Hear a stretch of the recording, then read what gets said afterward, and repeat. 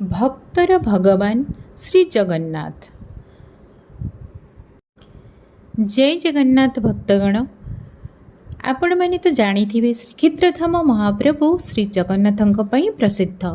ପ୍ରତ୍ୟେକ ଦିନ ହଜାର ହଜାର ଭକ୍ତ ଭଗବାନଙ୍କ ଦର୍ଶନ ପାଇଁ ପୁରୀ ଶ୍ରୀକ୍ଷେତ୍ରଧାମକୁ ଆସନ୍ତି।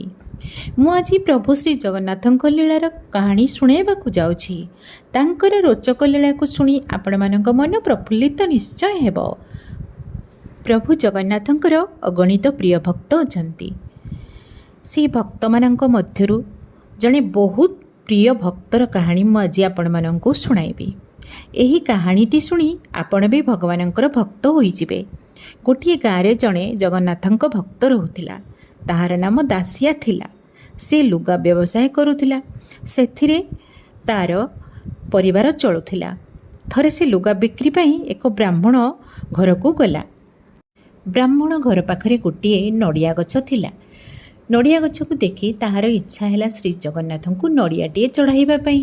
ସେ ବ୍ରାହ୍ମଣଙ୍କୁ କହିଲା, ମୋତେ ଗୋଟିଏ ନଡ଼ିଆ ଦେଇପାରିବେ କି? ମୁଁ ମୋ ଆରାଧ୍ୟ ଶ୍ରୀ ଜଗନ୍ନାଥଙ୍କୁ ଅର୍ପିତ କରିବାକୁ ଚାହୁଁଛି। ନଡ଼ିଆର ମୂଲ୍ୟ ଯେତେ ହେବ ଲୁଗା ମୂଲ୍ୟରୁ କାଟି ନେବେ। ବ୍ରାହ୍ମଣ ବହୁତ ଲୋଭୀ ଓ ଧୂର୍ତ୍ତ ଥିଲା। ସେ ପରେ ଭାବିଲା, ଏ ବେପାରୀ ତ ବହୁତ ବୁଦ୍ଧୁ, ଗୋଟିଏ ନଡ଼ିଆ ବଦଳରେ ସବୁ ଲୁଗା ଦେଇଦେବ। ଏଠି ତ ଲାଭ ହିଁ ଲାଭ।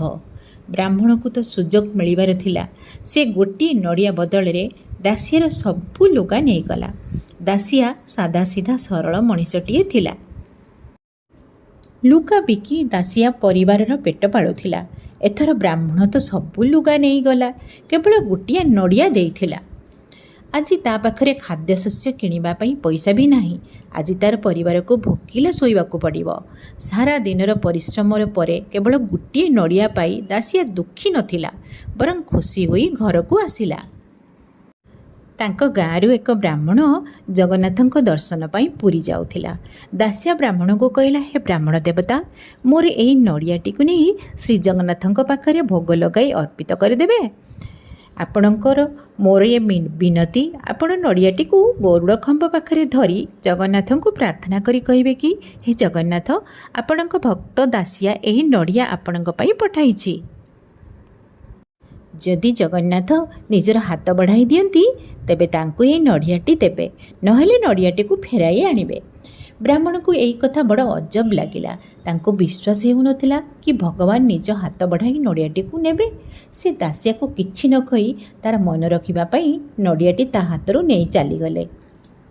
ବ୍ରାହ୍ମଣ ଶ୍ରୀଜଗନ୍ନାଥ ମନ୍ଦିରରେ ପହଞ୍ଚି ଭଗବାନଙ୍କ ପୂଜା ସେବା କଲେ, ଭୋଗ ଲଗାଇଲେ। ତାପରେ ତାଙ୍କର ମନେ ପଡ଼ିଲା ଦାସିଆ ଦେଇଥିବା ନଡ଼ିଆ ବିଷୟରେ।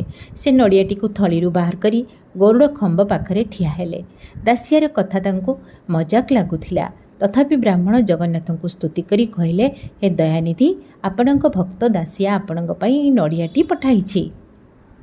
କୃପା କରି ଏହା ଗ୍ରହଣ କରନ୍ତୁ।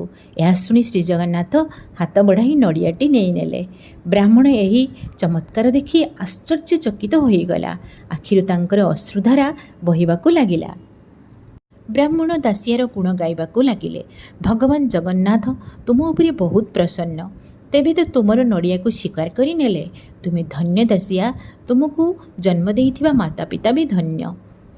ଦେଖିତେ ଦେଖିତେ ଏହି ପ୍ରସଙ୍ଗ ଚାରିଆଡ଼େ ବ୍ୟାପିଗଲା। ସମସ୍ତେ ଦାସିଆର ଗୁଣ ଗାଇବାକୁ ଲାଗିଲେ। ଭକ୍ତବତ୍ସଳ ଜଗନ୍ନାଥ ତାଙ୍କର ଭକ୍ତଙ୍କ ସହିତ ସଖା ଭାବରେ ଏମିତି ଲୀଳା କରନ୍ତି।